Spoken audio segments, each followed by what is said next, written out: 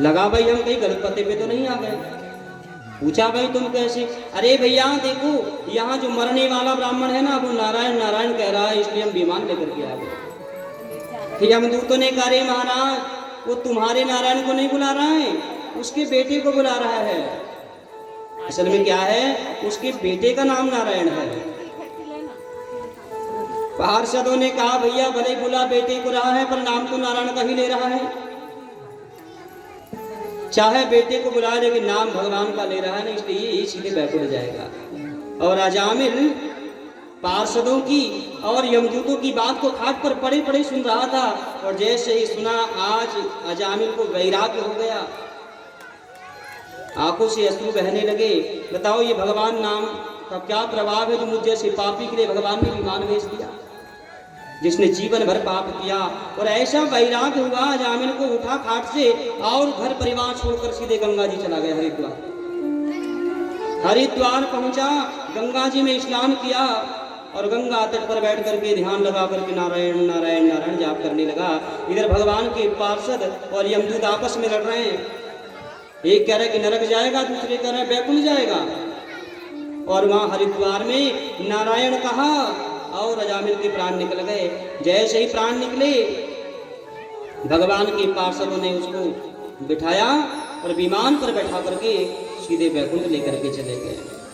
ये है भगवान के नाम का प्रभाव। किसी भी भाव से आप भगवान का नाम लीजिए, भगवान का जो नाम है वो उद्धार ही करता है। और मैं विशेषकर माताओं से निवेदन करूं, आजकल माताएं ना बेटों के नाम ऐसे रखती है, अबलू बबलू इंटू चिंटू पिंटू किंटू। अब इंटू चिंटू पिंटू रखोगे भाई नाम नहीं, अब बबलू भैया तरफ मत देखो, उनका नाम प्रभास सिंह है।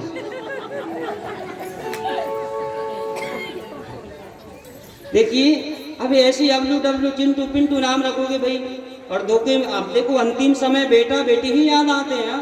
अबलू डबलू कह के मारोगे तो क्या होगा? नाम ऐसे होना चाहिए जिसका कोई अर्थ हो निकले।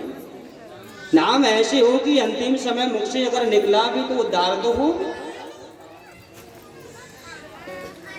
नाम अच्छे रखना चाहिए। आज अगर नारायण नाम बेटे का न होता तो शायद अजामिल का उद्धार न होता। इसलिए सभी माताएं अपने बच्चों के नाम भगवान के नाम के ऊपर रखें। लेकिन क्या बताएं महाराज, आजकल तो वो मैचिंग का जमाना चला है। अच्छा, माताओं को मैचिंग का ज्यादा शौक होता है। आप लोग देखना, हाँ जैसे कलर की साड़ी वही कलर की चूड़ी पहनती है माता, मैचिंग है। और गजब की बात बताएं आपको, चलो साड़ी और चूड़ी तो ठीक है, जो मांग भरती है ना माता, वो मांग भी साड़ी में मैच कलर होना चाहिए। वो मांग आजकल भर ही कहाँ रही माताएं, वो होठ पे लगाने के क्या बोलते हैं उसको, हाँ लिपस्टिक, जो होठ पे लगाने वाली है ना उसको लगाती है माताएं मांग में। अच्छा, बाल में भी नहीं लगाती, क्यों? 3 रुपए वाली शैम्पू से धोती ना बाल, तो बाल खराब क्यों करे? तो जी यहाँ पे थोड़ा नीचे एक बिंदु रख लेती है ऐसा। अब कुछ माता ढांक रही है, ढाको मत, आपको नहीं बोल रहे हैं कल से, तो ये यहाँ पे ऐसा ये। अच्छा, ऐसे छोटा सा लगाती है। अच्छा, दूर से देखो लाल लाल दिखता है, ऐसा लगता है मानो मच्छर ने काट दिया होगा, मच्छर काटता लाल हो जाता ना, वैसे ऐसे ही यहाँ पे देखिए। मांग क्यों भरना चाहिए आजकल? अच्छा क्या हुआ, देखो आजकल ये टीवी मोबाइल का जमाना आया है ना, तब से बदलाव होने लगे हैं। अगर कोई ऐसी लंबी मांग भरे ना तो कहते देहाती देहाती। देखिए ये मांग जो भरना है ये कोई दिखावा नहीं, ये मांग क्यों भरी जाती है? और मांग सिंदूर से भरना चाहिए। आप लोगों का जब सबका विवाह हुआ होगा तो पंडित जी ने सिंदूर से ही भरवाई होगी मांग। मांग सिंदूर से भरनी चाहिए, कुमकुम से नहीं। विवाह पद्धति में विधान बताया है, सिंदूरम उत्तमं श्रेष्ठं सिंदूरम शिरवंदितम, सिंदूरम धनवती कन्या कल्याणम शुभताविका। विवाह पद्धति में मंत्र आया, सिंदूरम उत्तमम श्रेष्ठम। मांग भरने के लिए सिंदूर उत्तम है। अच्छा, मांग क्यों भरी जाती है? हम आते हैं तब मत लाया करो क्या? मांग भरने से पति की उम्र लंबी होती है, इसीलिए मांग भरी जाती है। शास्त्रों में एक कथा आती है, एक बार माँ सीता जी मांग भर रही थी सिंदूर से, और हनुमान जी आए। तो हनुमान जी ने आकर के देखा माँ स्नान करके आई और माँ बालों में सिंदूर लगाने लगी। तो हनुमान जी ने कहा कि माँ, ये रोज रोज आप बालों में सिंदूर क्यों लगाती हो? तो सीता जी ने कहा, हनुमान, कोई भी सौभाग्यवती स्त्री जब मांग में सिंदूर लगाती है ना, तो उसकी पति की उम्र लंबी होती है, और जितनी लंबी पत्नी की मांग होगी ना, उतनी ही लंबी पति की उम्र होगी। जितनी लंबी मांग उतनी लंबी उम्र। लेकिन आजकल मांग लंबी नहीं, धीरे धीरे नीचे खिसक रही है, यहाँ तक आ गई। इसलिए पति देवता भी बेचारे 60-65 में जैसे आराम हो जा रहा है, उनकी भी उम्र नीचे आ रही है। पति की अगर उम्र लंबी करना है ना, मांग लंबी भरी है, और मांग सिंदूर से भरी है। चलो कुमकुम भी ठीक है, सिंदूर से ना भर पाए, लेकिन वो जो होड़ वाला है वो तो बिल्कुल नहीं। चलो ना भरो सिंदूर से कम कुमकुम से ही भर लो, ये लिक्विड नहीं सिंदूर से। अब हनुमान जी ने सुना कि मांग भरने से, सिंदूर लगाने से पति की उम्र लंबी होती है, और जितनी लंबी मांग होती है उतनी लंबी पति की उम्र होती है। तो आज हनुमान जी ने कह दिया, माँ, जब सिंदूर ही लगाने से स्वामी की उम्र लंबी होती है, तो आज मेरे स्वामी श्री राम जी की लंबी उम्र के लिए मैं बालों में नहीं, पूरे शरीर में ही सिंदूर लगाऊंगा। और तब से हनुमान जी पूरे शरीर में ही सिंदूर लगाने लगे।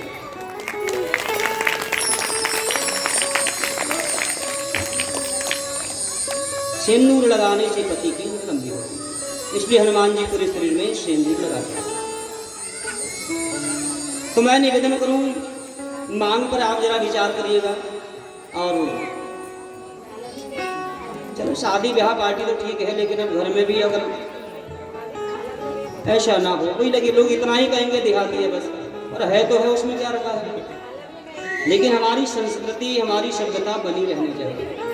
इसलिए सभी माताएं सिंदूर से मांग भरा करें, ना हो तो कुमकुम से भी भर लें, पर मांग लंबी भरनी चाहिए। और मैं निवेदन कर रहा था, बेटों के नाम पर, बेटों के नाम ऐसे रखिए जिसका कोई अर्थ निकले। लेकिन आजकल वो टीवियों में देख करके मैचिंग का जमाना चला है ना, जो नाम टीवी में मिला बस वो ही रख लिए, भले यार को पता ही नहीं क्या है। जो नाम हमने रखा है उसका अर्थ हमें पता होना चाहिए। आजकल मैचिंग का जमाना है। एक बार क्या हुआ, हम भागवत कथा करने गए, तो हमारी एक शिष्या थी, तो गुरुजी आप शाम को घर भोजन करने आ जाइए। गए तो कहा, गुरुजी अच्छी मौके पे आए हो, एक बेटे का नामकरण करना है। तो हमने कहा, कब जन्म हुआ है बता। जन्म तारीख बताई और मैंने पंचांग खोली, नाम निकालने लगा। तो कहा, गुरुजी नाम जरा अच्छा से रखना, नया जमाने का पुराना सा मत रखना, और नाम मैचिंग होना चाहिए, ऐसे रखना। तो मैंने कहा, मैचिंग कहाँ में करना चाहिए बता पहले। बोले, महाराज मेरे 3 बेटा है, तो 2 बेटे के नाम तो मैंने रख ली हूँ, अब तीसरे का तुम मैचिंग कर दो, इसमें एक सा मिलता जुलता नाम होना चाहिए तीनों का। तो मैंने कहा 2 का नाम बता, तो तीसरे का मैचिंग करूँ। तो उसने नाम बताया, पहले का नवीन, मंझले का प्रवीण। अब तीसरे का तुम करो मैचिंग। वादा 1 घंटा लग गया मुझे, मैचिंग ही ना हो नाम। 1 घंटे बाद नाम मैचिंग हुआ। मैंने कहा एक काम कर, बड़ा नवीन, मंझला प्रवीण और छोटा सोयाबीन धर ले। नवीन प्रवीण सोयाबीन हो जाए मैच। भाई ऐसे नाम रखकर भी क्या करोगे आप? नाम अच्छे होना चाहिए। अच्छा, पहले जमाने की माताएं भी सब गड़बड़ ही नाम रखती थी। पता है पहले की माताएं कैसे नाम रखती थी? चैतु बैसाखो जेठू अषाढ़ो साऊ भादो कुंवरलाल। चैतु बैसाखो जेठू अषाढ़ो साऊ कुंवरलाल जी।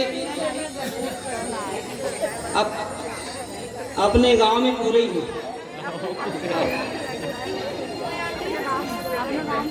चैत में पैदा हो गया चैतु, बैसाख का बैसाखू, जेठ का जेठू, अषाढ़ का साढ़ू, सावन का साऊ, भादो का भद्दू, कुंवर का कुंवरलाल। सावन का साऊ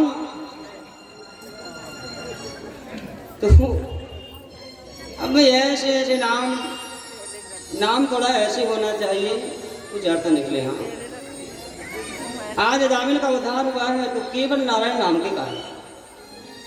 और ऐसे ही नारायण नाम लेकर के एक भक्त का और उद्धार हुआ है, प्रहलाद जी का। तो आगे 7वें स्कंद में प्रहलाद जी की कथा सुनाई है। 7वें स्कंद में 15 अध्याय हैं और 750 श्लोक हैं। और इसमें भक्तों का तीर्थ सुनाते हुए प्रहलाद जी की कथा सुनाई। जब भगवान ने हिरण्याक्ष का वध किया है 12 अवतार लेकर के, तब हिरण्यकश्यप जो था वो भाई की मृत्यु का बदला लेने के लिए तपस्या करने चला गया। और तपस्या करने के लिए जब गया, भगवान ब्रह्मा की तपस्या करी। कठोर तपस्या से भगवान प्रसन्न हुए और भगवान ने कहा परम रोही वर मांगो। कह दिया अमर होने का वरदान दो। भगवान ब्रह्मा ने कहा अमर होने का नहीं दे सकता, क्योंकि मैं खुद भी अमर नहीं हूं। इसके बदले और कोई वरदान मांगो, जो मांगोगे मैं दूंगा। और जब दूसरा वरदान मांगने को कहा तो पता है हिरण्यकश्यप ने क्या वरदान मांगा? यदि दासस्याभिमत्ता वरान में वरदोत्तमं भूतेभ्यः स्वाततिष्ठेभ्यो मृत्युर्मा भूनमं प्रभो नान्तर्बहिर्दिवानक् मन्यस्मादपि चायुधे न भूमौ नाम्बरे मृत्युर्न नरैरणरगैरपि।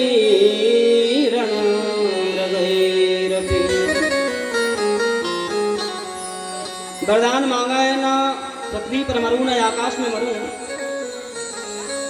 जल में मरूं ना थल में मरूं, ऊपर मरूं ना नीचे मरूं, अंदर मरूं ना बाहर मरूं, अस्त्र से न शस्त्र से। और यहां तक वरदान मांग लिया है 12 महीने में कभी ना मरूं। अब भगवान को लगा अगर 12 महीने में कभी नहीं मरेगा तो अमर ही होगा, 12 ही तो महीने होते हैं। भगवान ब्रह्मा ने कहा भैया इतने सारे वरदान मांग रहा है, बस कर। बोले नहीं, एक वरदान और चाहिए। आपकी बनाई सृष्टि में मैं किसी से ना मरूं। भगवान को लगा ले पूरी सृष्टि मैंने बनाई है और वरदान मांग रहा है मेरी बनाई सृष्टि में ना मरूं तो तू अमर ही हो जाएगा। बोले देखो आपने कहा था अमरता छोड़ के जो मांगेगा सब दूंगा, अब बात से मत पलटो। ब्रह्मा जी को लगा चलो दिया, जो हो सो देखी जाएगी। और भगवान ब्रह्मा ने इतने सारे वरदान दे दिया हिरण्यकश्यप को। अब इतने सारे वरदान पाकर के हिरण्यकश्यप बड़ा बलवान हो गया। आया और जम्बकी पुत्री कयादु के साथ में विवाह किया, जिससे 4 बेटे हुए और एक कन्या हुई। सहलाद, अनुहलाद, हलाद और पहलाद, ये 4 बेटे हैं और हिमशिका नाम की एक कन्या है।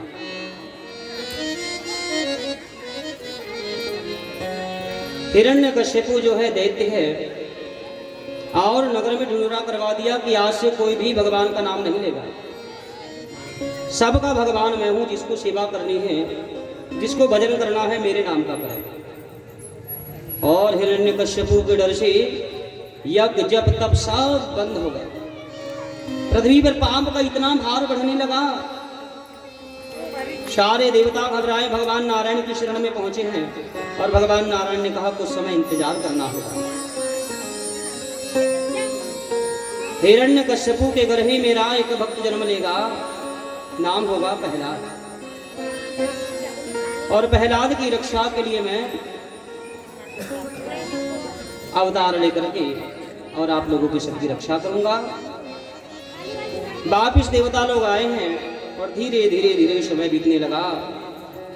और कहते हैं जब प्रहलाद जी का जन्म हुआ, माँ के गर्भ में जब प्रहलाद जी थे ना, माँ के गर्भ में ही प्रहलाद जी ने नारायण नारायण नारायण कहना सीख लिया था। क्यों? क्योंकि एक बार हिरण्यकश्यपु कहीं गए थे और इंद्र को लगा कि इससे जो संतान होगी भाई हमें दुख देगी, क्यों ना कयादू का हरण कर लिया जाए, इसका जो बालक होगा उसको नष्ट कर देंगे। उस समय प्रहलाद जी माँ के घरों में थे।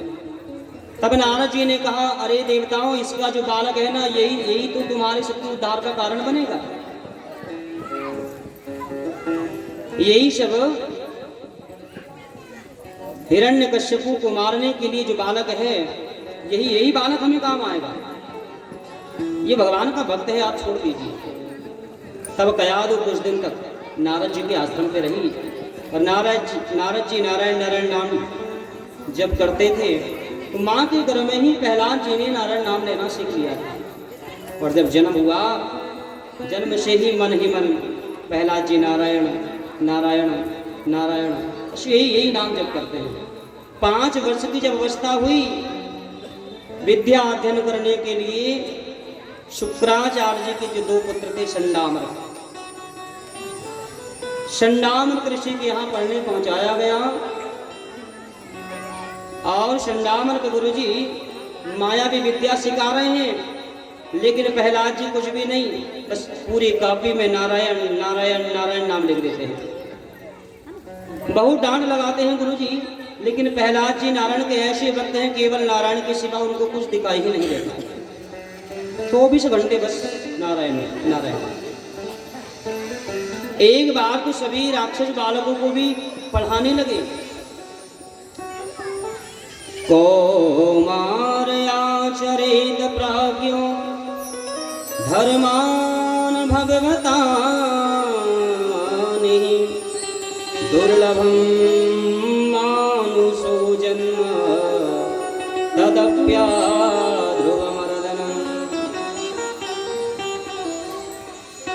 एक बार प्रहलाद जी सब राक्षस बालकों को कहने लगे, भैया ये मानव तन बड़े भाग्य से मिलता है, और क्यों ये मायावी विद्या सीखने में इसको लगा रहे हो? अरे भगवान का भजन करो, भगवान का भजन करने से उद्धार हो जाएगा।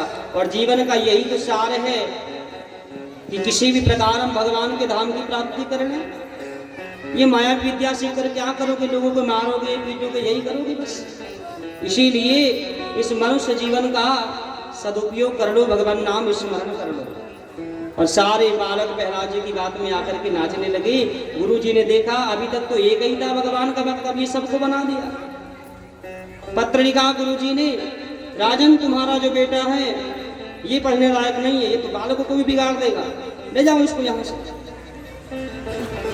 और प्रहलाद को लेकर के गए हिरण्यकश्यपु। बहुत समझाया कि मेरे शत्रु का नाम लेना बंद कर दे, पर प्रहलाद जी ने नाम लेना बंद नहीं किया। और जब नहीं नाम बंद किया तो हिरण्यकश्यपु को लगा कि भाई इसको तो मार देना ही ठीक है। सारी प्रजा मेरे डर से मेरे शत्रु का नाम लेना बंद कर दी, पर मेरे घर में कहाँ कुपूत हो गया? मेरा ही बेटा मेरी बात नहीं मानता। और प्रहलाद को मारने के लिए कई उपाय किया, पहाड़ से फेंक दिया, आग में जलवा दिया। हिरण्यकश्यपु की बहन थी, नाम था डूंडा, जिसको भगवान ब्रह्मा का वरदान था कि अग्नि तुझे जला नहीं पाएगी। एक चुनरी दिया था भगवान ब्रह्मा ने डूंडा कि ये चुनरी ओढ़कर जब अग्नि में जाएगी अग्नि जला नहीं पाएगी। और प्रहलाद को मारने के लिए चुनरी ओढ़ करके बैठ गई है, प्रहलाद को गोद में लेकर के। लेकिन कहते हैं ना, जाके राखो साइया मार सके न कोई, बाल नवा का कर सके जो जग बैरी हो। अरे सारा संसार ही बैरी क्यों ना हो जाए, जिसकी रक्षा में स्वयं जगन्नाथ हो, क्या कोई मार सकता है क्या? थोड़ी हवा चली और चुनरी उड़कर प्रहलाद पर आ गई। अब चुनरी जिस पर होगी वही तो बचेगा ना, शक्ति तो चुनरी में है। प्रहलाद जी बच गए पर डूंडा जैसी आराम हो गई, और तब से उसका नाम होलिका हो गया। उसी दिन से हम लोग होली का त्यौहार मनाते हैं, होली जलाते हैं। तो बुराई का अंत हुआ था, इसलिए होली आज भी उसी याद में जलाई जाती है। और दूसरे दिन बुराई के अंत होने के कारण हम लोग रंग गुलाल खेल करके खुशी मनाते हैं, नाम होली का पड़ा। और फिर आगे कथा ऐसे कई प्रकार के उपाय किया है प्रहलाद को मारने के लिए, लेकिन प्रहलाद जी मरते नहीं, हर बार बच जाते हैं।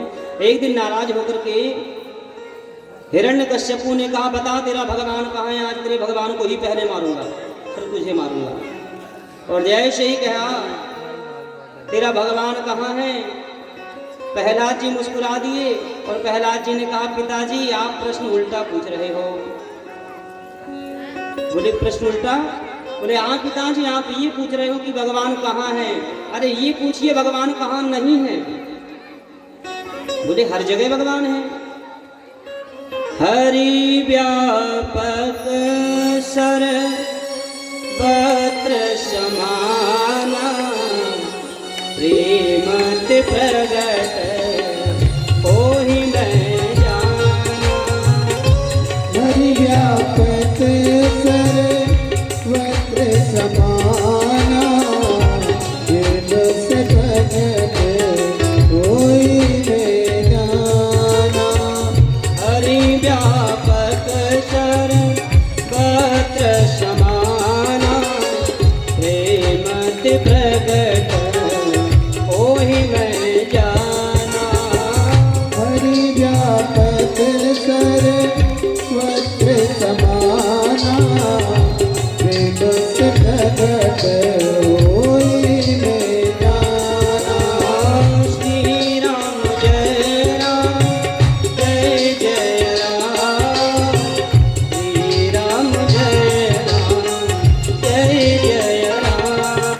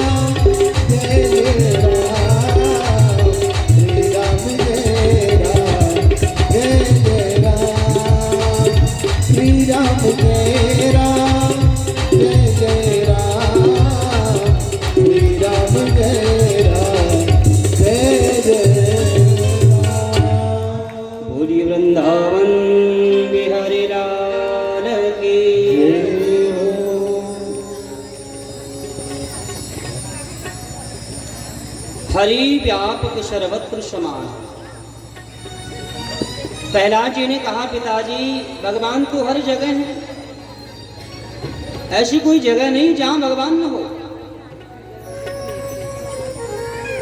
तो हिरण्यकश्यपु ने कहा कि जब भाई हर जगह तेरा भगवान है तो दिखाई क्यों नहीं दे रहा है। प्रहलाद जी ने कहा पिताजी भगवान ऐसे नहीं दिखते, भगवान को देखना है ना चश्मा लगाओ, पहले चश्मा लगाओगे तब दिखेगा। अच्छा चश्मा कौन सा, ये कांच वाला चश्मा नहीं है, बोले प्रेम वाला चश्मा लगाओ, क्योंकि भगवान प्रेम ते प्रगट हो ही मैं जाना। भगवान प्रेम के चश्मे से दिखाई देते हैं। भगवान को देखना है ना, जरा प्रेम करना सीख जाओ। न दानम ना तपो नेज्या, न दानम ना तपो नेज्या, न शौचम ना व्रतानि च। बोले भगवान केवल दान जब तक से ही प्रसन्न नहीं होते हैं। भगवान को प्रसन्न करना है तो भगवान से प्रेम होना चाहिए। प्रेम ते प्रकट हो ही मैं जाना। बोले भगवान तो प्रेम से प्रकट होते हैं। और ऐसी बड़ी बड़ी जब बातें करने लगे ना, हिरण्यकश्यप को तो इतना क्रोध आया और कहा जब हर जगह तेरा भगवान है तो क्या इस खंबे में भी तेरा भगवान है। और प्रहलाद जी ने कह दिया हाँ पिताजी खंबे में भी भगवान है। अच्छा खंबे में भगवान तो थे नहीं, कहां खंबे के अंदर भगवान रहेंगे बता। अब जैसे ही सुना कि खंबे में भी भगवान है, चला आज तेरे भगवान को ही मारूंगा, उठाया गदा और खंबे पर पटकने लगा। अब भगवान ने सोचा ले बिना सोचे विचारे मेरे भक्त ने कह दिया खंबे में भी भगवान है। अब अगर ना निकलूं खंबे से तो मेरे भक्त की बात झूठी हो जाएगी। और भक्त की बात रखने के लिए भगवान खंभ फाड़ करके नरसिंह बन करके प्रकट हो गए। बोलिए नरसिंह भगवान की।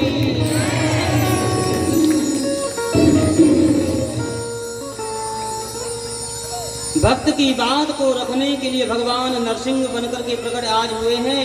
और इतना विकराल स्वरूप है भगवान का, बड़ी बड़ी आंखें हैं, मुख शेर का है और बाकी पूरा शरीर नर का है।